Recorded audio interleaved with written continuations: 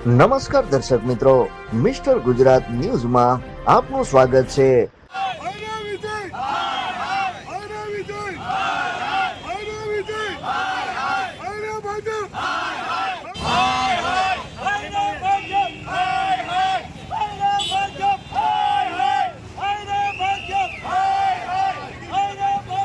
તાજેતરમાં ભારતીય સેના દ્વારા જે ઓપરેશન સિંદૂર કરવામાં આવ્યું હતું, જેની આગવાની ગુજરાતની એક વીરાંગના કર્નલ સોફિયા કુરેશીએ કરી હતી।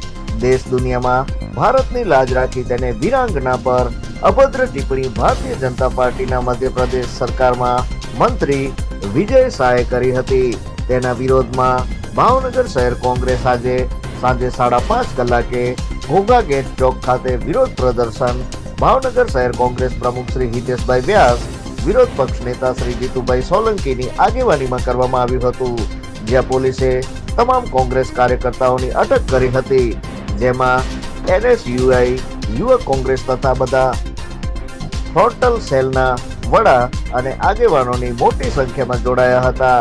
રિપોર્ટ બાય ગૌરવ। જોતા રહો મિસ્ટર ગુજરાત ન્યૂઝ, સત્યતાની સાથે સ્પષ્ટ વાત। ભારતીય લશ્કરે ઓપરેશન સિંદૂરમાં ખૂબ સરાહનીય કાર્યવાહી કરી અને આખા વિશ્વમાં ભારતીય લશ્કરની વાહવા થઈ ગઈ। ભારતીય જનતા પક્ષના નેતાઓથી આ ન જોવાનું, કારણ કે એ લોકો બીજાની વાહવા કોઈ દી સહન કરી શકતા નથી। એ દરમિયાન કર્નલ સોફિયા કુરેશી, કે જેમણે સ્પોક્સપર્સન તરીકે અને યુદ્ધની પછી સર્જિકલ સ્ટ્રાઇકની બધી જ એમના મારફત જાહેરાતો થતી હતી, એમના મારફત એકદમ સચોટ રીતે ભારતનો પક્ષ રજૂ કરવામાં આવ્યો। એમને પણ આખી વિશ્વએ ખૂબ સારી રીતે આવકાર્યા, એમને ખૂબ સચોટ રીતે એમની રજૂઆતો હતી।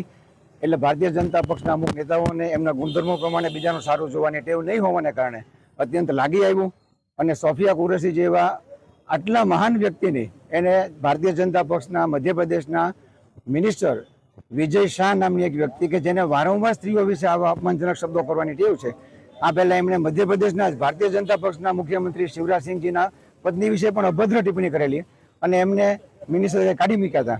એ પછી રાહુલજી વિશે પણ અભદ્ર ટિપ્પણી કરી હતી।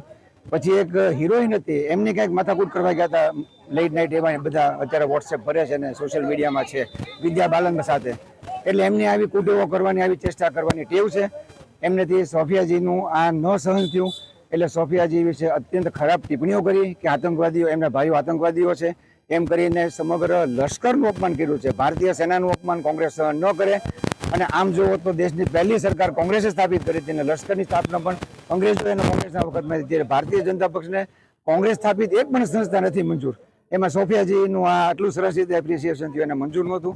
એ દરમિયાન ડોનાલ્ડ ટ્રમ્પે જે જાહેરાત કરી યુદ્ધ વિરામની, એમાં ભારતીય જનતા પક્ષની ખૂબ જ નાલેશી થઈ અને સિમલા કરારનો સરેઆમ જાહેરમાં ભંગ થયો, પણ ભારતીય જનતા પક્ષ વિશ્વમાં જવાબ ન આપી શક્યું, સંસદ બોલાવીને સંસદમાં પણ જવાબ આપી શકતા નથી।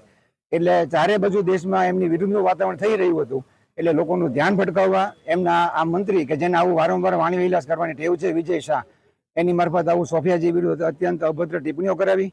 આજરોજ ભાવનગર શહેર કોંગ્રેસ, યુવક કોંગ્રેસ, મહિલા કોંગ્રેસ, NSUI બધાએ સંયુક્ત રીતે, અમારા દલિત ભાઈઓ બધાય, ઇકબાલભાઈ આરબની આગેવાની નીચે બધાએ આજે આ બાબતે વિરોધ પ્રદર્શન રાખ્યો હતો।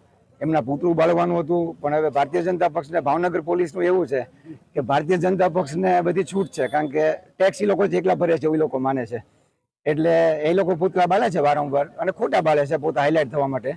ત્યારે આજે અમે દેશના સૈન્યના આત્મગૌરવ માટે, દેશમાં આત્મગૌરવ માટે અને ભવિષ્યમાં આવા વાણી વિલાસ ન થાય એની તકેદારી રોકો રાખે, એ માટે મેં આજે પુતળા દહનનો કાર્યક્રમ રાખ્યો હતો, પણ પોલીસે બળ પ્રયોગ કર્યો છે, અમારા મહિલાઓને માર્યા છે, યુવાનોને માર્યા છે, યુવાનો ઉપર હાથની ઈજાઓ છે।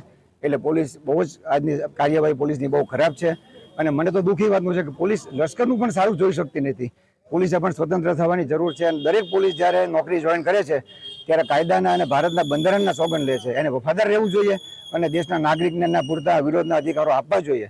અમે આ બાબતે હજી અમારી આગળ શહેર કોંગ્રેસની મિટિંગો બોલાવશું અને જરૂર જઈને આગળ નવા કાર્યક્રમો આપશું।